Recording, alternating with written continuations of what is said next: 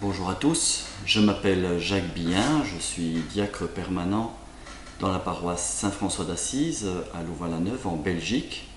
Je suis également marié, j'ai 5 enfants et j'ai eu cette très grande joie de pouvoir peindre l'icône du bienheureux Jacques-Désiré Laval. Une joie d'autant plus grande que c'était un travail un peu de prospection, de création, car jusqu'à présent on n'avait jamais tenté l'expérience de peindre une icône du père Laval.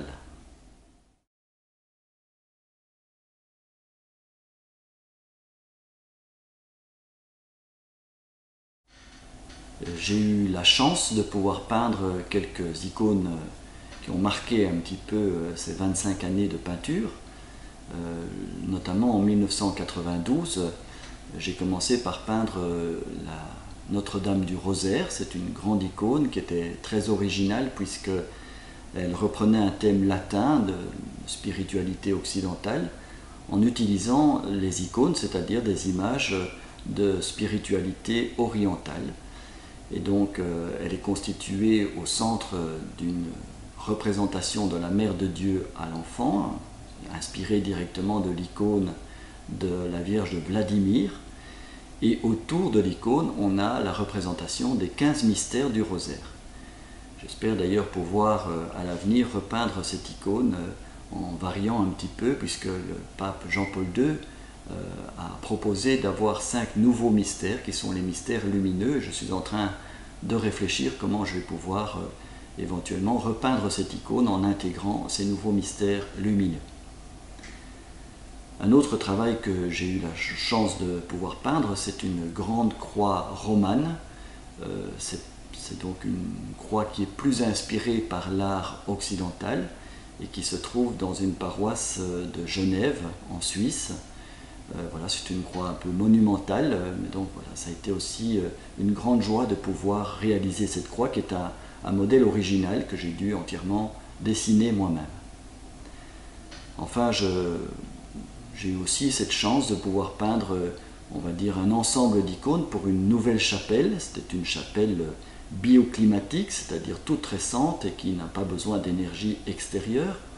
Et donc elle se trouve en Champagne, en France. Et j'ai peint, à côté de l'autel, il y a 2 grandes icônes.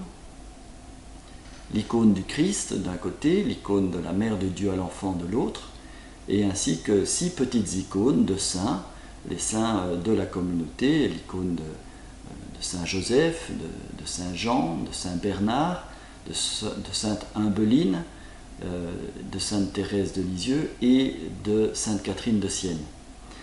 Alors d'ailleurs ce travail était intéressant parce que quelque part il m'a permis de préparer la peinture du père Jacques-Désiré Laval, car j'ai dû intégrer l'icône de Sainte Thérèse de Lisieux, qui est donc une sainte contemporaine dont nous avons des photos, avec un ensemble d'autres saints dont nous n'avons pas les photos, comme par exemple s'agissant de l'apôtre Saint Jean ou bien de Saint Joseph. Et donc on peut dire que quelque part le travail que j'ai effectué pour le père Laval a été préparé déjà grâce à cet ensemble d'icônes que j'ai pu peindre pour cette abbaye de Vivefontaine en Champagne.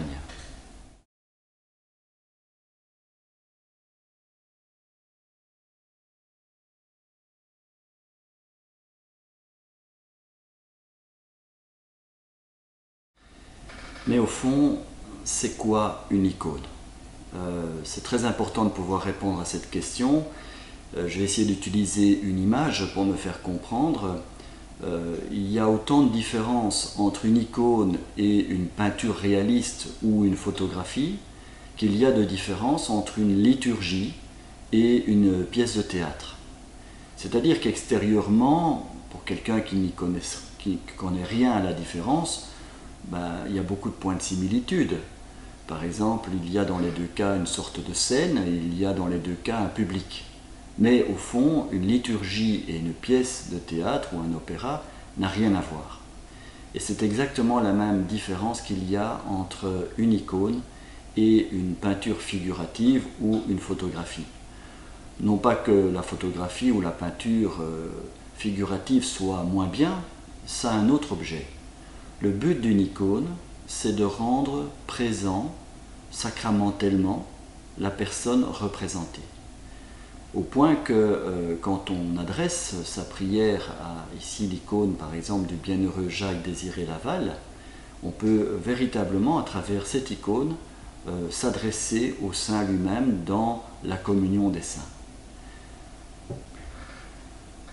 Un autre exemple pour expliquer l'importance de cette représentation d'une icône et de la différence d'une icône par rapport à une peinture figurative ou à une photographie, c'est de se souvenir que dans l'Antiquité, une image pouvait avoir un rôle juridique. Et on prend comme par exemple l'idée que dans l'Empire romain, certains actes ne pouvaient être validés qu'en présence de l'empereur. Et comme l'empereur ne pouvait pas être en même temps dans les quatre coins de son empire, une des premières choses qu'on faisait à l'avènement d'un nouvel empereur, c'était de sculpter des bustes de l'empereur et les envoyer aux quatre coins de l'empire. Ainsi, certains actes juridiques donc ne pouvaient être faits qu'en présence de l'empereur ou en présence de son buste qui tenait lieu de sa présence. Et on retrouve là une idée qui est présente dans l'iconographie.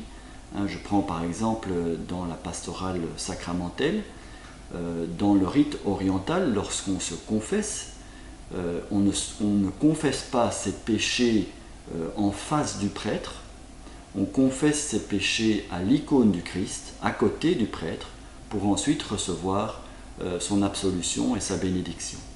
Et donc l'icône est vraiment un moyen, un lieu de présence de la personne représentée.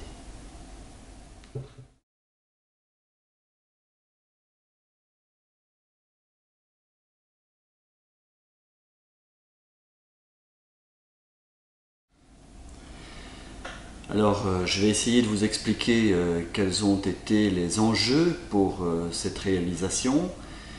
Il faut savoir que peindre une icône, c'est un long travail, un travail de stylisation, c'est-à-dire un travail de simplification du visage du Père Laval, car l'icône veut dépasser, si vous voulez, la simple représentation figurative.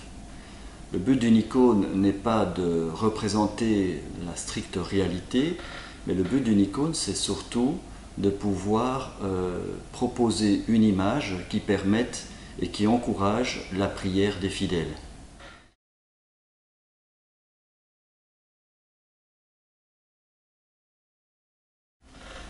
Alors, la première tâche a été de rassembler toute la documentation existante. Il y a des photos noir et blanc, pas beaucoup, il n'y a que 2 photos noir et blanc du Père Laval.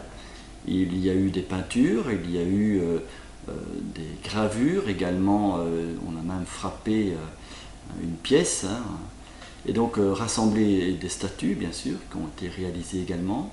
Donc le premier travail consistait à rassembler toute la documentation et essayer de deviner à travers les représentations déjà existantes celles qui pouvaient être utilisées pour commencer ce travail de stylisation.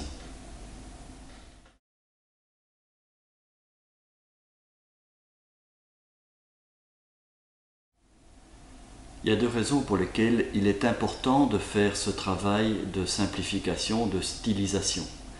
La première raison, c'est qu'on n'avait pas les photographies des premiers saints de l'histoire, et donc ils ont été représentés de façon assez stéréotypée, un peu standard si vous voulez, sans beaucoup de caractéristiques physiques. Et donc quand on peint l'icône d'un nouveau saint comme le Père Jacques Désiré Laval, il est important de pouvoir l'assortir avec l'ensemble de l'iconographie. Et donc il faut essayer de diminuer les traits physiques qui sont trop marquants. La deuxième raison pour laquelle il est important de faire ce travail de simplification, c'est qu'on ne représente pas en icône les gens tels qu'ils sont apparus sur la terre, tels quels.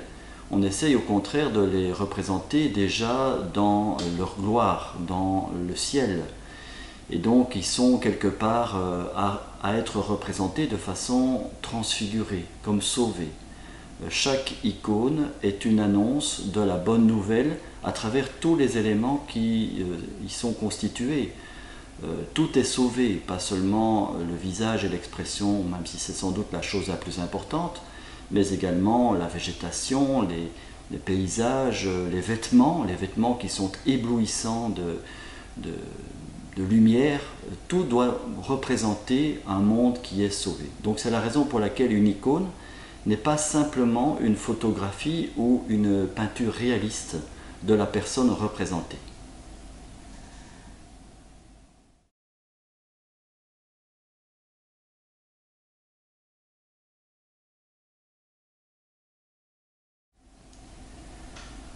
Alors pour réaliser la stylisation du visage, il n'y a pas beaucoup de secrets, il y a surtout beaucoup de travail. Et donc on opère, si vous voulez, par erreur corrigée, recorrigée de nombreuses fois. On essaye, on propose.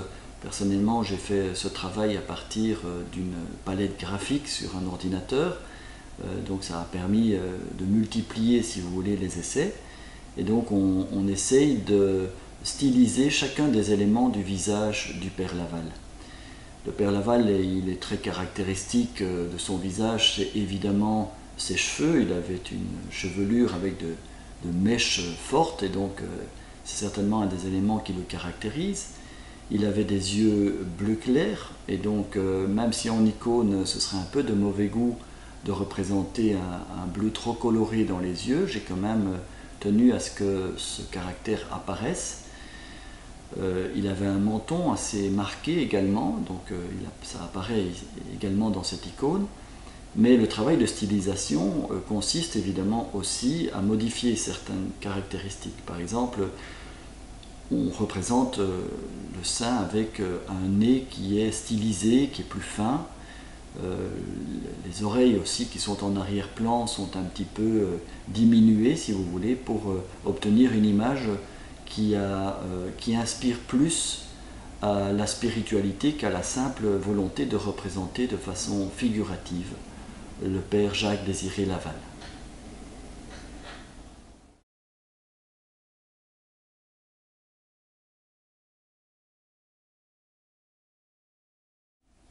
Alors une fois qu'on a réuni toute la documentation, il y a eu un gros travail pour choisir les attributs du Père Laval.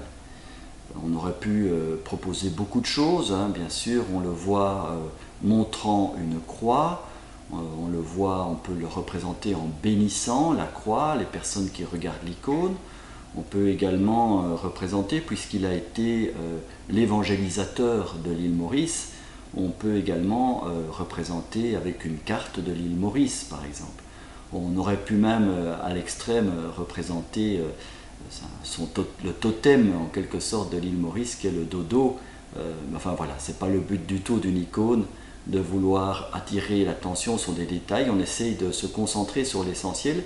Et donc finalement, le choix a été fait de représenter comme attribut du Père Jacques-Désiré Laval, outre la stylisation de son visage, bien sûr, qui est le principal, hein, puisque c'est là que se trouve l'expression, on a choisi de se concentrer sur l'essentiel, c'est-à-dire il tient en main sa croix pectorale, c'est la croix qu'il a utilisée pour son quotidien, pour tous les jours, pour baptiser, pour exorciser.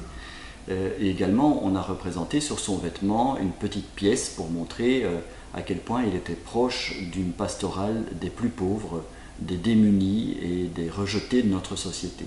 On a pensé que c'était ça les choses les plus importantes.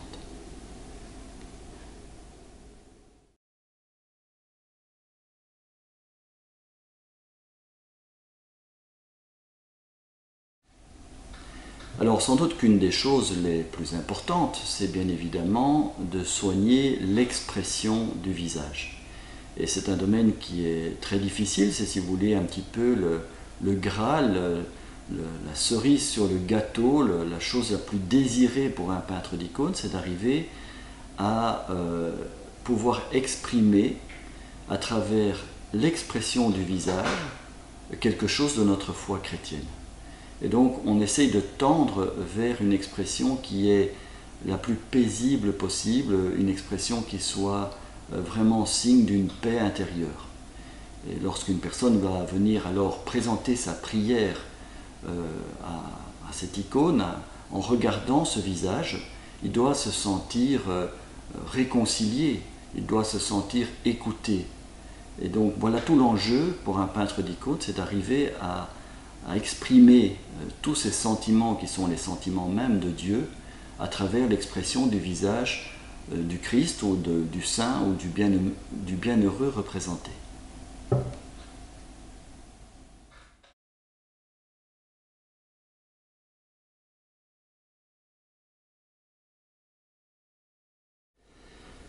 Alors peindre une icône, c'est pas un travail tellement individuel, c'est un travail collectif et je tiens ici à remercier chaleureusement Stéphane Pelletier qui était mon contact en quelque sorte là-bas dans l'océan Indien et à travers de nombreux emails qu'on s'est échangés, même des coups de téléphone, il m'a beaucoup aidé à pouvoir choisir dans les différentes versions possibles celle qui était sans doute la plus pertinente pour peindre cette icône de Jacques Désiré Laval.